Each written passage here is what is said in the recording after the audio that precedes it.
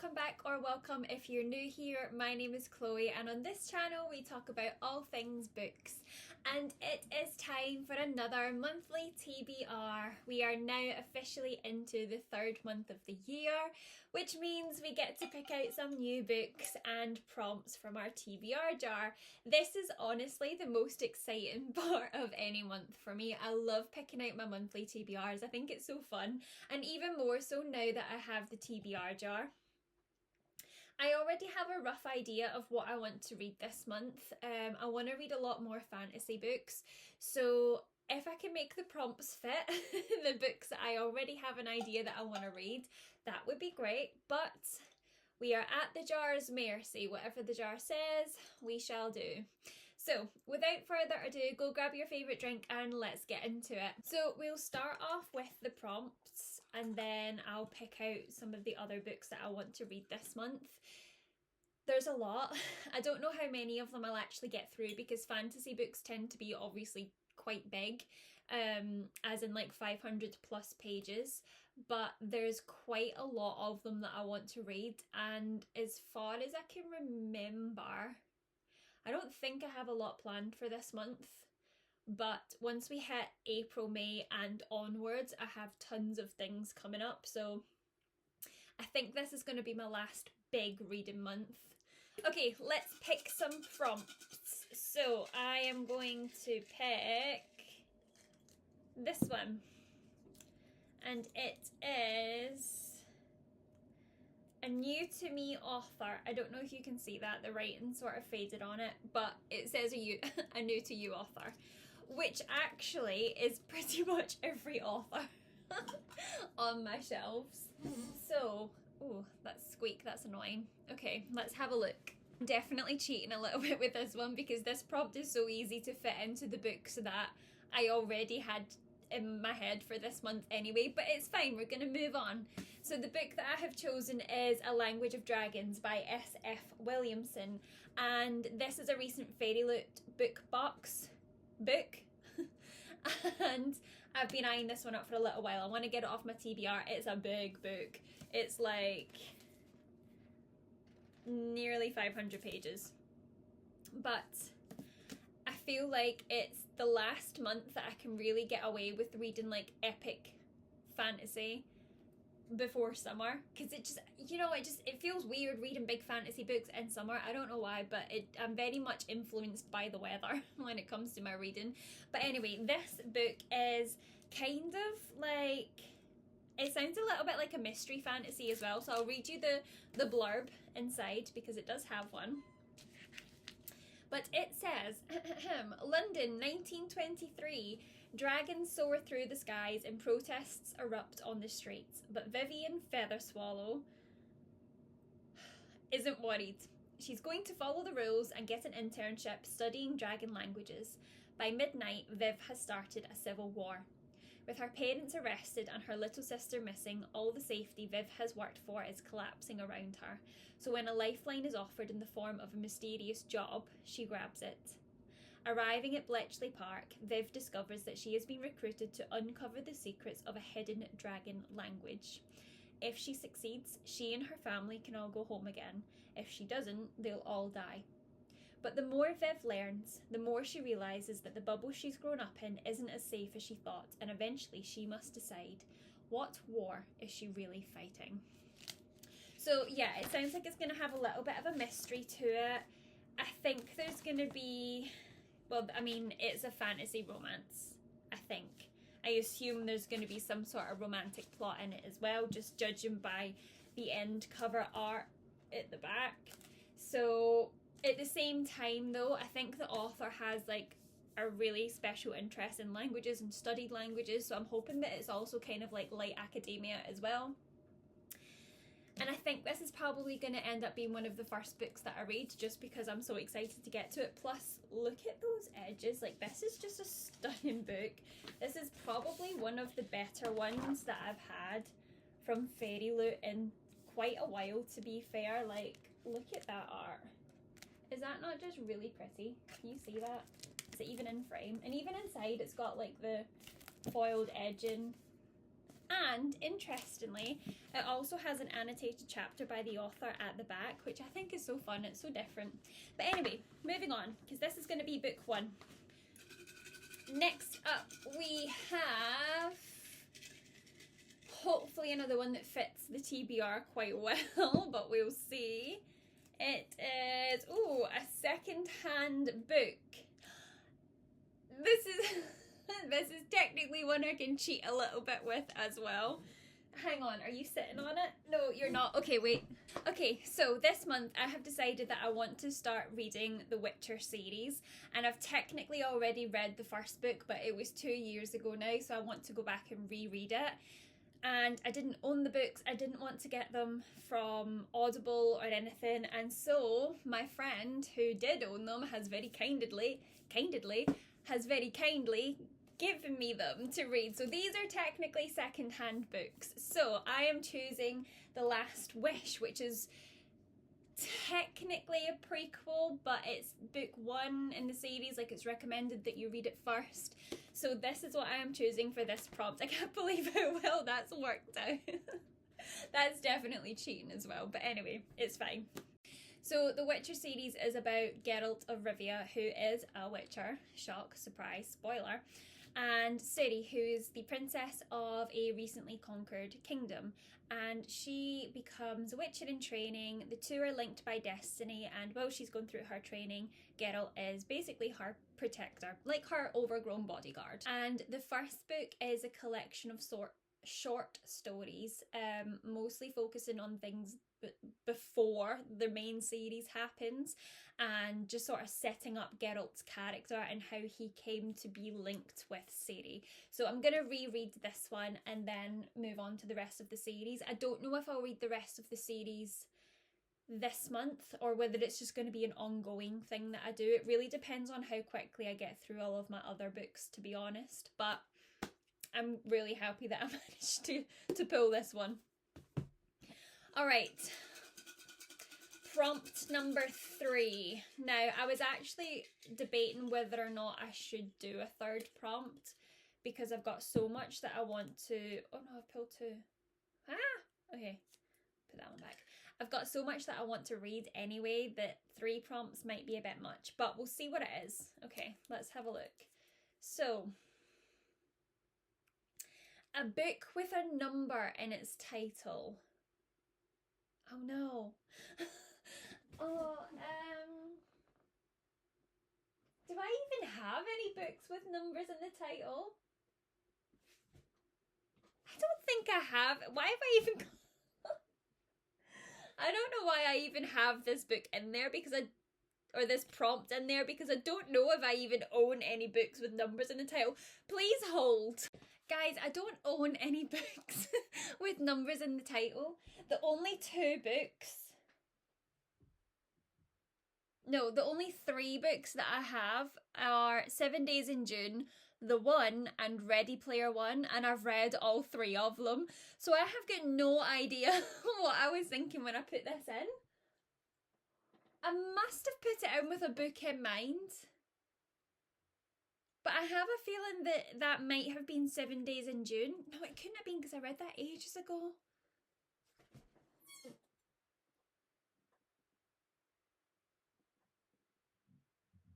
No, I have got no idea. I'm going to need to pick another one because there's definitely no books with numbers in the title. Okay, let's pick another one.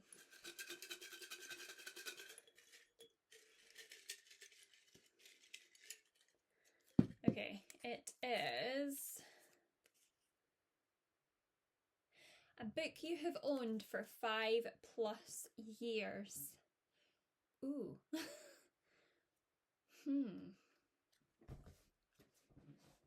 Could we get lucky with this one as well?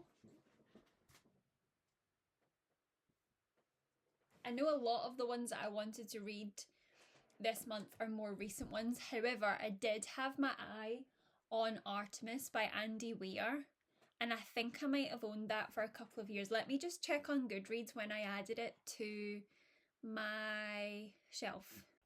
Okay, the only one that I can find that fits, that I have owned for 5+ years, that is fantasy that I also would like to read this month. Or at least, it wasn't one that I picked out for my TBR, but at least one that I wouldn't mind reading this month, is Uprooted by Naomi Novik. Now, I have wanted to get to these books for quite a while, but I've just been... I don't know why I've been scared to read them. I think it's because I've built it up in my head. Like, the book is gorgeous. So I have Uprooted, and I also have Spin and Silver by Naomi Novik, and they are absolutely stunning, and I think I've built it up in my head that I want them to be these amazing stories as well, but I've heard quite mixed things about this, so I've been a little bit intimidated by it, but we have pulled the prompt. This fits the prompt. It's going to be read this month, maybe. Okay, let's pick some other books. So I already have an idea of what I want to get through. Like I said, they are all very big books, so I don't know if I'm going to read all of these books this month. I would be very surprised if I did. I would be very impressed with myself if I did. But I just want to have a pile of books there that I can pick and choose from depending on what my mood is, so it doesn't feel like the TBR is too structured or rigid. So anyway, here are the books that I have picked. So the first book is Artemis by Andy Weir, who is also the author of The Martian and Project Hail Mary, which coincidentally I actually watched The Martian last night, but anyway, that's completely besides the point. So this is the only sci-fi book on the list. The rest are all fantasy or romantasy. Now, this is about main character Jazz, who lives on the moon. And I believe it takes place in the 2080s. So the moon has been colonised, and she gets involved in a job to overthrow some business, but then gets wrapped up in a conspiracy to control the city, and then has to deal with the fallout from that. So I think Andy Weir's writing, or at least in The Martian, because I've read that book, I haven't read Project Hail Mary, his writing in that was amazing. It was so funny and witty, and I'm hoping for the same from this one. So, and I also wanted a sci-fi one just to break up all of the fantasy magic elements as well. So very much looking forward to this one, and I think this is one that I'm definitely going to prioritise. Like, I can 100% say I will read this book this month. That felt a little bit like I was tempting fate, but I'm gonna stay with it. Next up we have Nectar of the Wicked by Ella Fields. This is another fairy loot? Yes, fairy loot romantasy, and I was going to pick this up back in January, but I just never got round to it, so I figured it's probably time to read it. This follows a woman who, it doesn't actually say what her name is because it's written in first person, so I've got no idea what the main character's name is, but she has also got no idea who she is or where she comes from. She's a changeling, and she meets a fairy who I'm going to assume is some sort of like fae prince or something, agrees to marry him in return for him helping her find out who the heck she is and where she comes from. So it sounds like it's going to be a little bit of forced proximity, some sort of like arranged marriage situation where not all is as it seems, and I'm cautious going into this one. It's either going to be really good and really fun with all of the fae and the magic, or it's just going to be smut and spice every chapter. Depending on which way it goes will dictate how much I enjoy this, but we shall see. We're not judging this book by its synopsis. Next up we have The Half King by Melissa Landers. This is another, I don't know if it's strictly romantasy or if it's just fantasy with some romance elements. I'm not entirely sure, but it does actually sound like it has a really interesting premise. So this is about the main character Cerise, and in this world your birth order determines what you do in life. She is a second born, and like all second born children, she is moved to the temple to become an oracle. However, she is really bad at being an oracle because she has never once foretold any tragedies, much to everybody's dismay, including her family's. So she's a bit of a disappointment. She's not very good at her one job. But she is then given the opportunity by the head seer of the temple to go and work for the king's son, i.e. the prince. But as a firstborn, the prince is destined to vanish completely on his 21st birthday, and up until then, every night he disappears. So her job is to try and figure out a way to restore the prince. How can she stop him from vanishing? And of course, they probably spark up a romance in the meantime. But throughout this, it is also then discovered that she herself is not quite as she seems, and actually comes from a union that is so forbidden that if anyone in the kingdom finds out what she is, they will execute her immediately.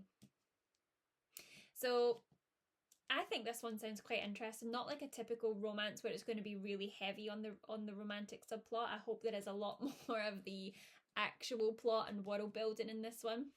So again, another one that I'm probably thinking I'm going to prioritise out of this pile of books. Next up we have When the Moon Hatched by Sarah A. Parker. This is another fantasy romance, but I think it's very character driven.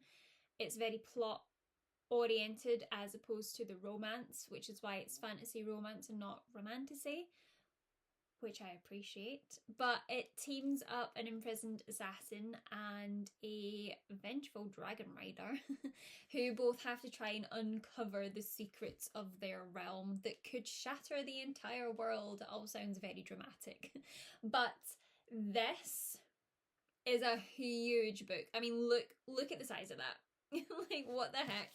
It is, let me just tell you how many pages. Is this? No, it's got a whole... I love it when books have like sections at the back that tell you all the family trees, and I give a glossary of all of the terms, and this is just perfection already. But anyway, it has 541 pages, so it's, to be fair, it looks a bit bigger than what it actually is. I thought this was going to be over 600 pages, but it's still a big book when you consider that every other book in the pile is also about that size. So I don't know if I'll get to it, but I do really want to, because I've heard very good things about this book and everyone that I've spoken to seems to love it. Plus, it is just absolutely gorgeous. I mean, again, look at those sprayed edges. It is, however, the first book in a series, and I just feel like I'm setting myself up for another series. Every single book is part of a series or trilogy or whatever these days. Like, there's just no standalones.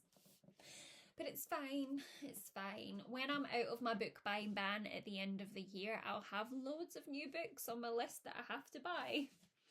And I'll never complain about that. Next up, I have The Adventures of Amina Al-Sarafi by Shannon Chakraborty. Now, this is a pirate book, which I feel like we don't get very much of in the fantasy sphere, but it is about retired pirate captain Amina Al-Sarafi. And she is offered a job that no bandit could refuse. She has to try and find, I believe it's the kidnapped daughter of one of her old crewmates. So she jumps at the chance to have one last adventure with the crew and try to find their child that has been kidnapped.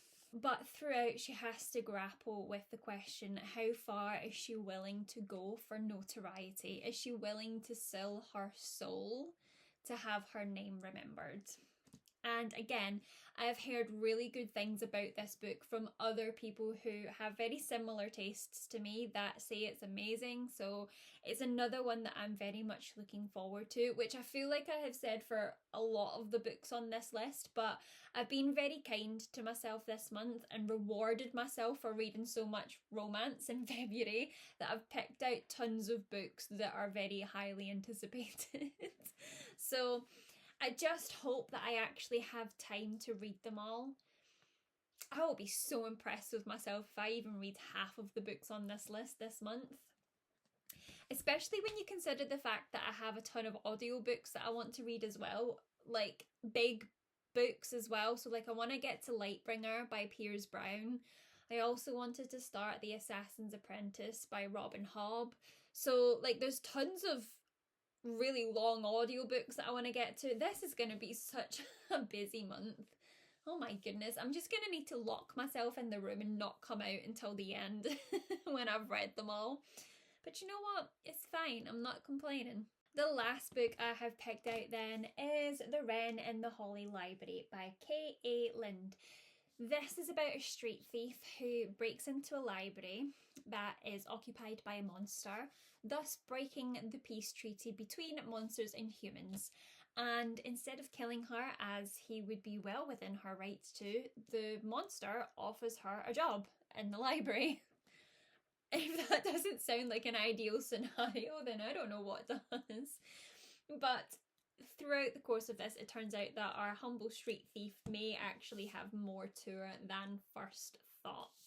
It sounds like she might have her own magic abilities. It says in the synopsis that she's always been aware that she can do things a little better, a little faster.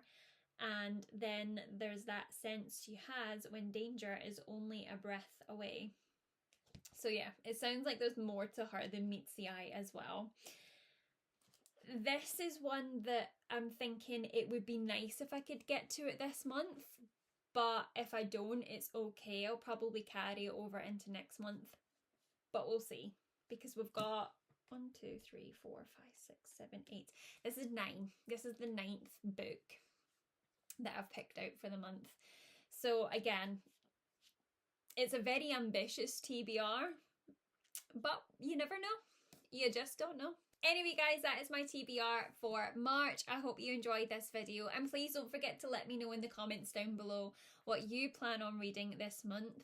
If you enjoyed this video, please give it a like and consider hitting subscribe if you want to see more bookish content from me. I will see you in the next one. Bye guys.